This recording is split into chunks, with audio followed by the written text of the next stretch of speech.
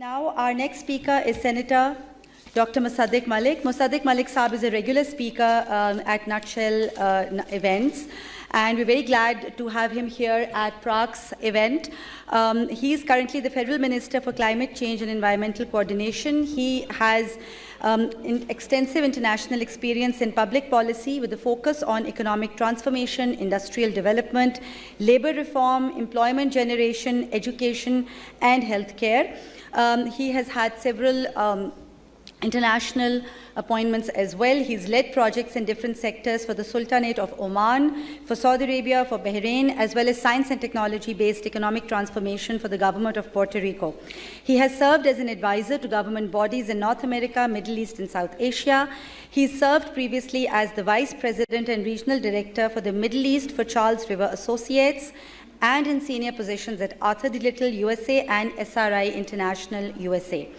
Dr. Malik has earlier served as Federal Minister for Petroleum, Minister for Energy, and Minister for Water and Power, among other important portfolios.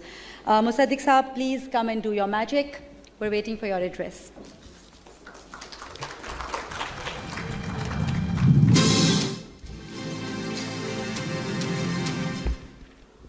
बहुत बहुत शुक्रिया जी। एक मुल्क था ख्यालिस्तान, उसमें एक बहुत बड़ा गांव था जिसका नाम था धोखा मंडी। उस धोखा मंडी का एक बहुत बड़ा चौधरी था, बहुत बड़ा, सबसे बड़ा, और वहां पे इतने शानदार खेत थे कि आप सोच नहीं सकते, आपके गुमान में नहीं आएगा। इर्द गिर्द जंगलात थे, खेत थे, बाग थे जिनमें फल ऐसे कि बाहर से लोग आके खरीदते थे। तो बहुत बड़ा चौधरी था। उसने हमसाए में एक सीमेंट मिल भी लगा ली। थोड़ी देर के बाद तसल्ली नहीं हुई तो फिर एक शुगर मिल भी लगा ली, फिर भी तसल्ली नहीं हुई। फिर एक स्टील मिल लगा ली, फिर भी तसल्ली नहीं हुई, यानी तसल्ली नहीं हुई। एक दिन ख्याल आया कि लाखों लोग इस धोखा मंडी में बसते हैं, शायद करोड़ों हों, पता नहीं, किसे मालूम। तो उसने कहा क्यों ना इन सालों पे टैक्स लगा दिया जाए, यानी ऐसा किया जाए कि ये खाते पीते हैं, रोज मैं देखता हूं खा रहे हैं खाना, तो क्यों ना ये जो इंपोर्ट करते हैं खाना, इस पे कोई टैक्स वैक्स लगा दिया जाए। इनकी साइकिलों पे, इनके खाने पे, इनके आने जाने पे, इनके सांस लेने पे किसी तरह से कोई टैक्स वैक्स लगा दिया जाए। लेकिन टैक्स मिले मुझे, तो टैक्स भी लगा दिया गया।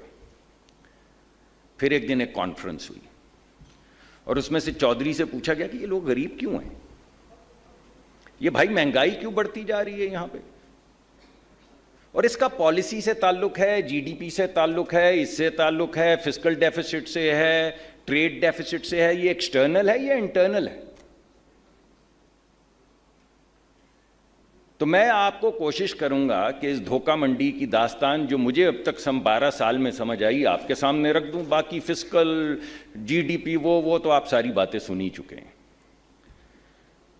बात यह है भाई कि जितने सवाल पूछे हैं आज, किसी गरीब आदमी की ऐनक से लगा के जरा पूछें तो आपको जवाब मुख्तलिफ मिलेगा। अगर इस कॉन्फ्रेंस के हवाले से पूछेंगे तो वो हमें अंग्रेजी में, मैंने नया पीएचडी का जब काम शुरू किया तो मुझे मेरे एक प्रोफेसर ने कहा कि you ask a wrong question, odds are very high that you are going to get a wrong answer. So my suggestion to you, ladies and gentlemen, is that you're asking a wrong question. I would urge you to revise your question. मसला क्या है भाई? मसला है कि अगर तो आपको खुशहाली चाहिए लोगों के लिए, चौधरी के लिए तो बड़ी खुशहाली, अभी भी बड़ी खुशहाली है।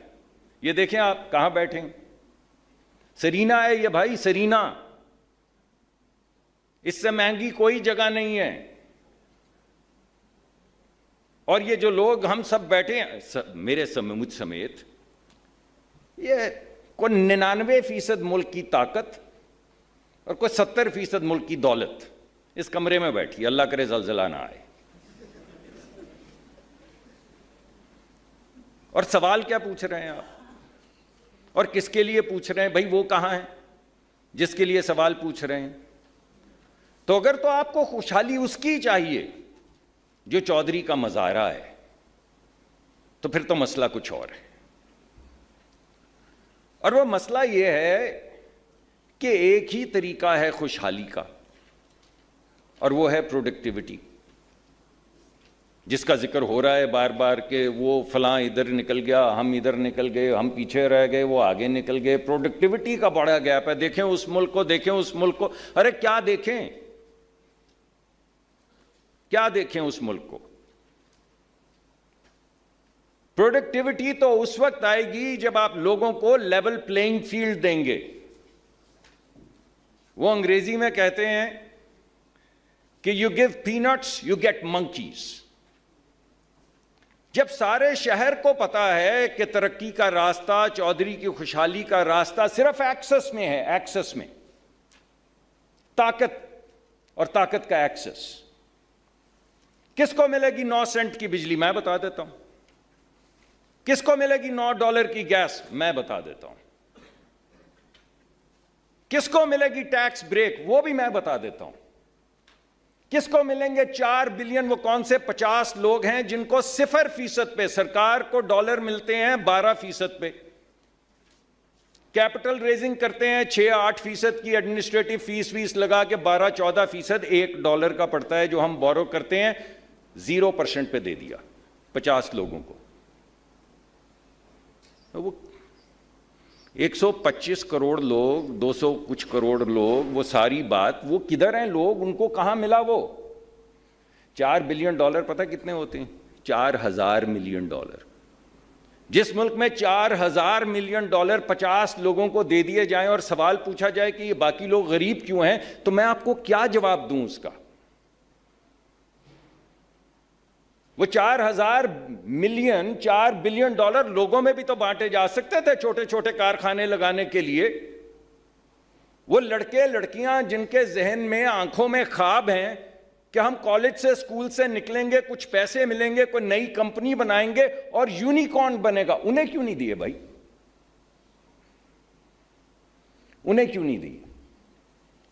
उसकी वजह यह है कि यहां पे शहर में सबको पता है कि खुशहाली का सरचश्मा जो है वो ताकत है, खुशहाली का सरचश्मा जो है वो एक्सेस है, खुशहाली का सरचश्मा प्रोडक्टिविटी नहीं है।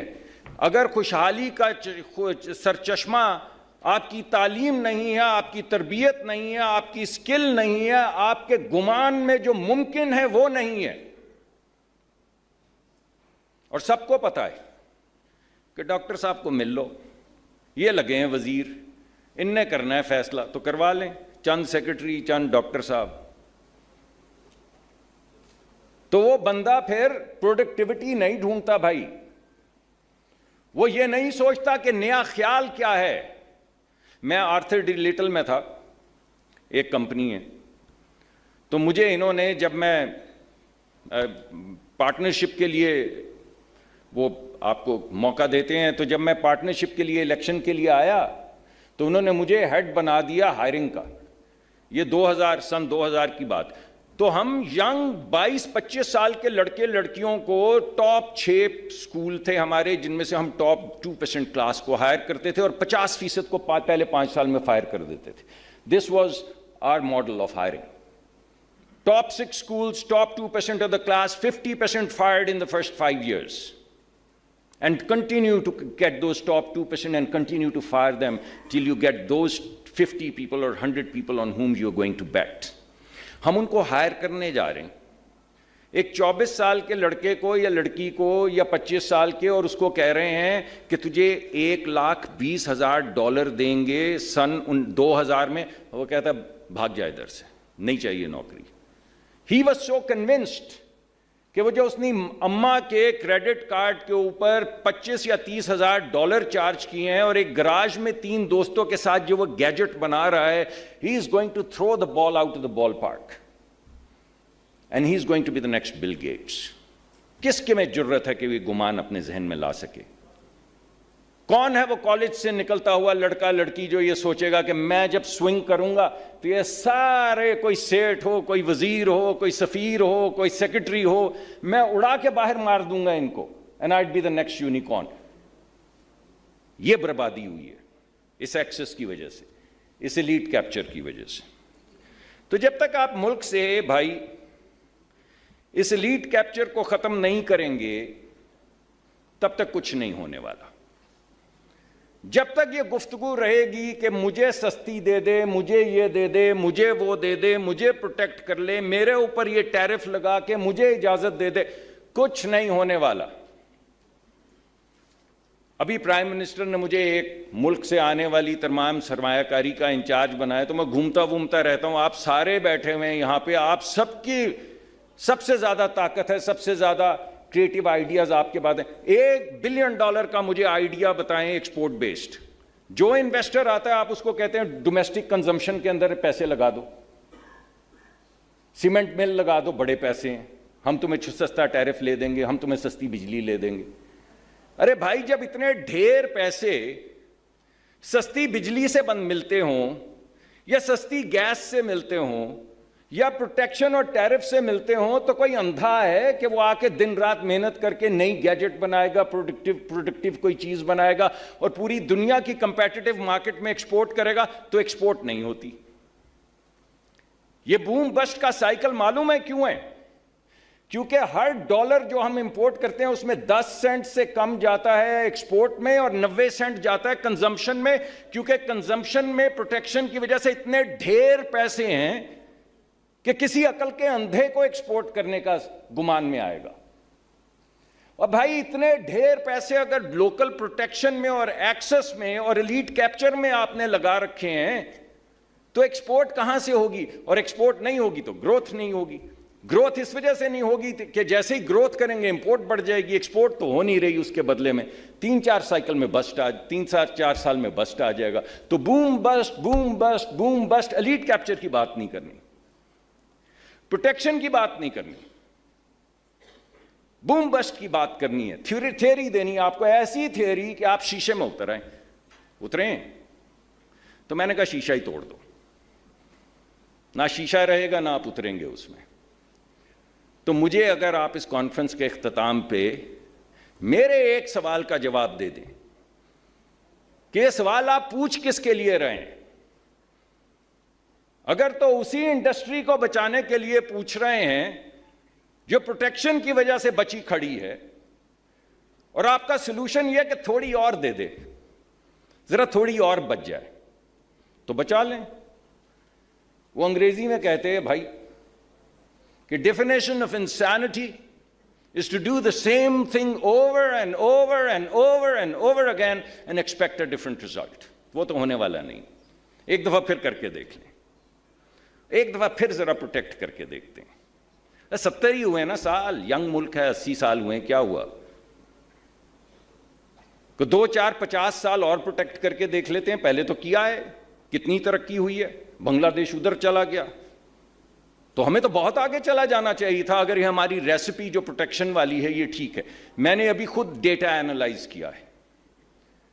अभी प्राइम मिनिस्टर ने लिबरलाइजेशन की है टैरिफ की, मुझे कहा गया मुल्क बर्बाद हो जाएगा।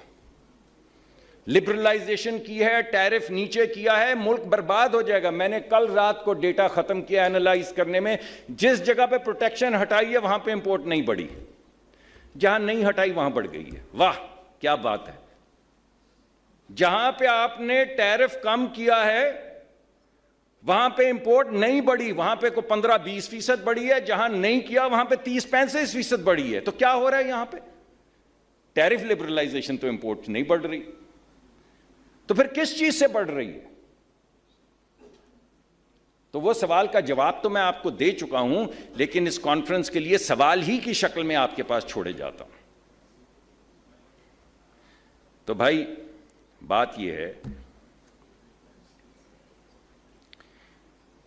कि जब तक आप डेमोक्रेटाइजेशन ऑफ कैपिटल नहीं करेंगे, जब तक आप ये $4,000 मिलियन मिड साइज कंपनियों को नहीं देंगे, जब तक सरकार और चंद हजरात की इजारादारी इन बिलियंस और बिलियंस ऑफ डॉलर्स पे रहेगी, तो चंद हजरात जो चौधरी साहब हैं धोखा मंडी के, हम समेत, उन्हीं को बुला के उन्हीं से पूछ रहे हैं कि मसला क्या है। मसला ही तो है इस कमरे में, और है क्या? तो जब तक आप कैपिटल की डेमोक्रेटाइजेशन नहीं करेंगे, कुछ नहीं होने वाला। जब तक आप एक्सेस की डेमोक्रेटाइजेशन नहीं करेंगे, कुछ नहीं होने वाला। जब तक आप उम्मीद को डेमोक्रेटाइज इस मुल्क में नहीं करेंगे कि हर बच्चा बच्ची जो स्कूल कॉलेज से निकल रहा है, बिलखसूस बच्चियां, वो ये सोचें कि इस बार जो स्विंग किया ना बैट, तो वो गेंद जाएगा, छक्का लगेगा।